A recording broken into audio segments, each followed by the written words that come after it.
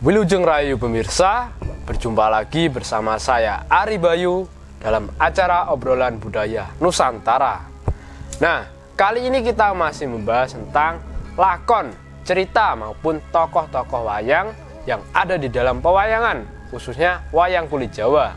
Mungkin pemirsa penasaran, kali ini kita mau membahas tentang apa? Langsung saja kita tanyakan ke Mas Gurit. Selamat malam Mas Gurit. Selamat malam Mas Bayu. Nah, di episode sebelumnya Mas Gurit mengatakan bahwa anak dari Prabu Dewa Esa yang bernama Joko Pikukuh dan Joko Puring, mereka diusir dari negara Gilingoyo. Nah, dan kemudian mereka berdua mendirikan negara yang bernama Negara Purwocarito. Ya, benar.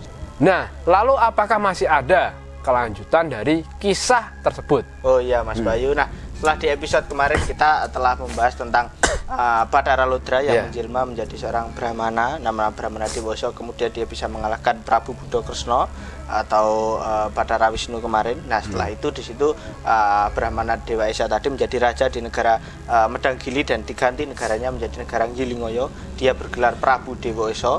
Ada situ kedua anaknya yang bernama Joko Pikukuh dan Joko Puring kemarin diceritakan dia membelot kepada ayahnya dan memilih pergi. Lalu kedua anak tersebut mendirikan sebuah negara diberi nama Negara Purwocarito. Kemudian yang Joko Pikukuh di situ menjadi raja di negara Purwocarito bergelar Prabu Sri Mohopunggung. Dan adiknya itu Joko Puring menjadi patih di situ. Nah, setelah lakon tersebut ada sebuah kisah yang menceritakan tentang kedua anak dari Prabu Dewa Esa, Joko Puring dan juga si Sri Mohopunggung atau Pikukuhan tadi. Nah, suatu ketika diceritakan di negara Purwocarito itu sendiri, rajanya yang bernama Prabu Sri Mohopunggung sudah beserta patihnya yaitu Patih Joko Puring. Diceritakan sang raja tadi suatu ketika dia tadi ingin berwisata ke sebuah gunung namanya Gunung Aswoto atau Hardi Aswoto. Dan di situ diceritakan adiknya yaitu Joko Puring tadi diminta untuk tinggal di negara Purwocarito untuk menjaga negara tersebut. Nah, seperti itu. Nah, ketika sang raja Sri Mohopunggung atau si Pikukuh tadi pergi seperti itu. Nah, pada saat itu ternyata Sri Mohopunggung tadi telah memiliki istri, telah memiliki beberapa istri, Mas Bayu. Istrinya tadi diceritakan berjumlah 3. Yang pertama yang bernama Dewi Manis. Dewi Manis tadi merupakan anak dari Bathara Surya. Yang kedua adalah Dewi Darmastuti, tadi anak dari Bathara Wrahaspati, dan yang ketiga bernama Dewi Wakmi. Dia adalah anak dari Bathara Dendo. Nah, kita mengetahui bahwasanya kali ini Sri Mohopunggung tadi memiliki 3 istri itu tadi. Nah, setelah itu diceritakan sang Sri Mohopunggung tadi ceritakan ketika berangkat berwisata ke Gunung Aswoto tadi ditemani oleh beberapa senopati-senopati yang mengikutinya pada saat itu. Oh, jadi istri-istri dari Sri Mohopunggung sendiri merupakan anak dari para Bathara ya, Mas? Ya, benar sekali. Dan jumlahnya ada 3 itu tadi. Nah, selanjutnya di tempat lain di negara Gilingoyo, di situ rajanya bernama Prabu Dewa Esa kemarin, ayah dari Pikukuh itu tadi, ada Sri Mohopunggung. Nah, dia pada saat itu sedang dihadap oleh beberapa anak-anaknya yang lain yang diangkatnya menjadi para senopati seperti itu. Nah, mereka sedang berdiskusi tentang kepergian dari Joko Puring atau Joko Puring dan juga Joko Pikukuh tadi. Jadi perginya tadi telah lama sekali kok tidak kembali dan tidak mendapatkan kabar sama sekali tentang keberadaan mereka berdua. Nah, di situ diceritakan salah satu anak dari Dewa Esa tadi mengatakan bahwasanya di negara Purwocarito di situ ada memiliki raja baru, akan tetapi dia tidak mengetahui siapakah raja tersebut. Nah, sang Prabu Dewa Esa pada saat itu mengutus kepada salah satu anaknya tadi untuk segera menyatakan siapakah raja di negara Purwocarito tersebut, Mas Bayu. Oh, jadi sang raja ingin menyatakan siapakah raja yang di negara Purwocarito gitu. Ya, benar sekali. Nah, singkat cerita, anak-anak dari Prabu Dewa Esa jumlahnya lumayan banyak tadi diceritakan telah sampai di negara Purwocarito tersebut. Dan di situ diceritakan anak-anak dari Dewa Esa tadi membuat goro-goro, membuat geger dengan cara merusak beberapa tempat atau fasilitas yang ada di negara Purwocarito sendiri, Mas Bayu. Nah, terus apa yang dilakukan prajurit dari negara Purwocarito, Mas, melihat ada yang membuat geger di negaranya? Nah, para senopati tentunya negara Purwocarito tadi segera menghadang anak-anak dari Dewa Esa tadi. Lalu terjadilah peperangan di situ di antara senopati atau prajurit Purwocarito melawan anak-anak si Prabu Dewa Esa. Di situ diceritakan anak-anak Dewa Esa tadi kalah melawan Senopati dari negara Purwocarito. Mereka lalu mundur untuk kembali ke negaranya pada saat itu. Jadi para Senopati negara Purwocarito berhasil menghadang para pasukan yang membuat geger ya Mas? Ya benar sekali. Nah di tempat lain Mas Bayu, di Kayangan Suraloyo Mas Bayu, di situ diceritakan Bathara Guru tadi memanggil salah satu anaknya yaitu Bathara Wisnu. Yeah. Nah di situ diceritakan Bathara Guru tadi mengatakan kepada Bathara Wisnu bahwa Bathara Kalolodra pada saat itu menjadi raja di negara Gilingoyo. Dan di situ akan terjadi sebuah perpecahan di antara Prabu Dewa Esa tadi dengan anak-anaknya sendiri pada saat itu. Nah maka dari itu Bathara Wisnu tadi diminta untuk membalaskan dendam atas dia itu tadi kan pernah di lakon Buddha Kresna dia kan dibuat malu, dibuat malu oleh si Dewa Esa itu tadi, seperti itu. Nah maka dari itu si Bathara Wisnu tadi minta untuk menuntut balas atas perlakuan dari Prabu Dewa Esa pada saat si Bathara Wisnu menjadi raja di negara Medang Kamulyan kemarin bergelar Prabu Buddha Kresna pada saat itu. Nah si Bathara Wisnu tadi diminta untuk menitis kepada raja dari negara Purwocarito yaitu Prabu Sri Mahapunggung atau Prabu Kano. Jadi nama lain dari Sri Mahapunggung tadi ada mengatakan Prabu Kano seperti itu Mas Bayu. Oh, jadi Bathara Guru mengutus Bathara Wisnu untuk membalaskan dendam pada saat lakon Buddha Kresna. Ya, benar sekali. Lalu apakah berhasil Bathara Wisnu membalaskan dendamnya, Mas? Nah, di situ diceritakan Bathara Wisnu segera menuju ke Gunung Aswata karena Sri Mahapunggung sedang berada di Gunung Aswata itu tadi. Nah, sesamanya di Gunung Aswata diceritakan di situ Prabu Kano atau Sri Mahapunggung tadi telah sampai dengan para pasukannya tadi. Di situ dia membuat pesanggrahan atau penginapan lah seperti itu. Nah, ternyata sang raja tadi sedang melakukan perburuan di situ. Dia sedang melakukan perburuan, memburu hewan-hewan hutan lah di situ. Nah, di situ juga diceritakan Bathara Wisnu tadi lalu menitis kepada si Prabu Kano atau Sri Mahapunggung tadi hingga membuat Sri Mahapunggung tadi menjadi orang yang sangatlah sakti.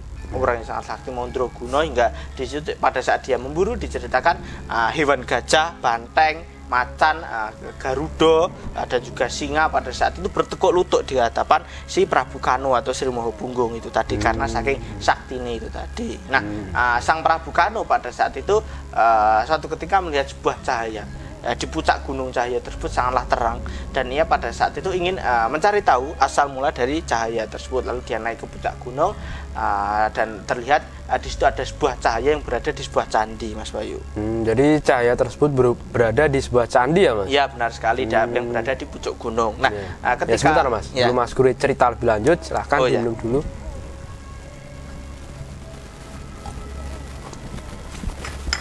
Silakan dilanjut, Mas. Nah, selanjutnya pada saat itu ternyata cahaya tersebut berasal dari sebuah pusaka, sebuah pusaka yang berada di dalam candi. Nah, ketika pada saat si Prabu Kano atau Sri Mahapunggung tadi ingin mengambil cahaya tersebut, dia diserang oleh seekor naga. Seekor naga, lalu di situ mereka berperang dan naga tersebut akhirnya badar atau berubah menjadi Bathara Indra. Nah, di situ lalu Bathara Indra memberikan pusaka yang bernama Pusaka Gandewa Debya dan Panah Irawana tadi kepada si Prabu Mahapunggung, Mas Bayu. Jadi si Prabu Mahapunggung diberikan pusaka apa tadi, Mas?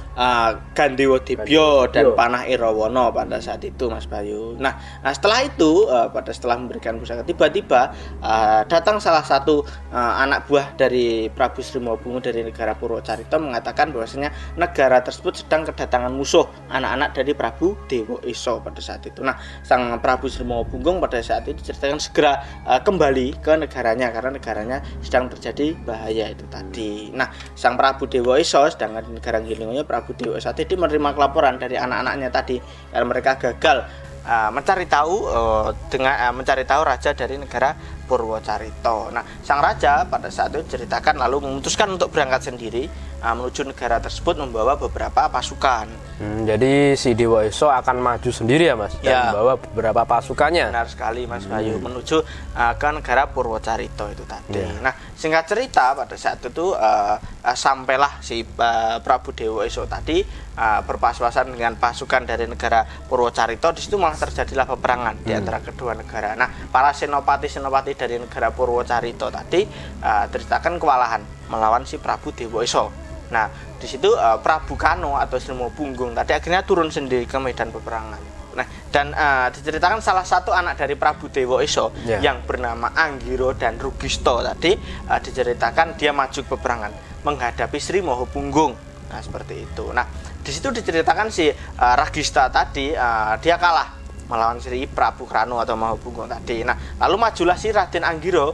Raden Anggiro tadi lalu mengamuk di situ karena melihat saudara yang kalah, dia mengamuk. Akan tetapi di situ diceritakan dia dikutuk oleh si Mahapunggung yang telah menjadi titisan Bathara Wisnu tadi.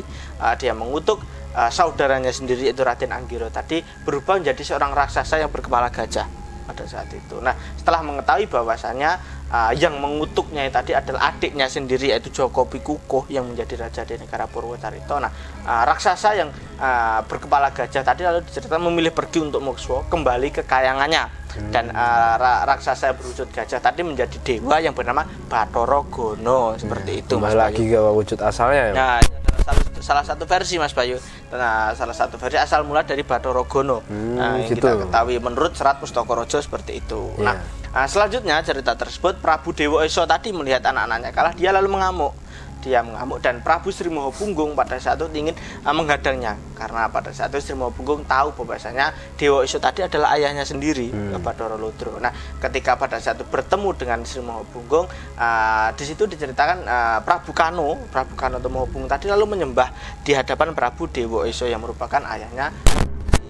Nah, terus bagaimana reaksi si Dewa Esa Mas melihat Sri Mahapunggung itu menyembah di hadapannya? Nah, di situ diceritakan Prabu Dewa Esa tadi akhirnya mengetahui bahwasanya Sri Mahapunggung tersebut merupakan anaknya yang telah lama hilang yaitu Joko Pikukuh dan patihnya tadi yaitu Joko Puring tadi adalah anaknya sendiri. Nah, di situ si Prabu Dewa Esa mengatakan bahwasanya dia telah terima dan mengakui kesalahannya telah mengusir anaknya tadi dan di situ Prabu Dewa Esa memilih untuk mokswa kembali ke kayangannya menjadi Bathara Ludra pada saat itu. Nah, setelah itu saudara-saudara dari Prabu Sri Mahapunggung yang masih ada itu tadi akhirnya menyerah dan di situ diceritakan saudara dari Sri Mahapunggung yaitu si Rugista tadi yang kalah tadi diwisuda akhirnya oleh si Prabu Sri Mahapunggung menjadi Raja Pandita di pertapan Gading Pawukir. Dan salah satu ada saudara juga yang bernama Haryo Irambo tadi juga diwisuda menjadi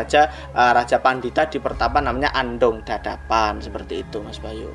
Oh, jadi akhirnya Dewa Esa mengakui kesalahannya dan ia kembali ke kayangan dan berubah dirinya menjadi Bathara Ludra ya. Ya, benar sekali. Nah, mungkin itu dulu Mas Bayu yang bisa saya sampaikan untuk pertemuan kali ini tentang salah satu lakon perselisihan di antara anak dan bapak, di antara Dewa Esa melawan dengan anaknya sendiri yaitu Joko Pikukuh yang dia usir dan menjadi raja di negara Purwocarito yaitu Prabu Sri Mahapunggung Mas Bayu. Terima kasih ya Mas Kurit atas kisahnya tadi. Mudah-mudahan cerita yang Mas Kurit sampaikan bisa bermanfaat untuk kita semuanya. Nah, itu tadi pemirsa cerita dari Mas Kurit tentang perselisihan antara Prabu Dewa Esa dengan anaknya sendiri yang bernama Prabu Sri Mahapunggung atau Joko Pikukuh. Mudah-mudahan cerita yang Mas Kurit sampaikan tadi bisa menambah pengetahuan kita semuanya tentang pewayangan, khususnya wayang kulit Jawa. Dan apabila ada salah-salah kata, kami mohon maaf. Tetap ikuti video kami selanjutnya hanya di Salam Budaya Nusantara.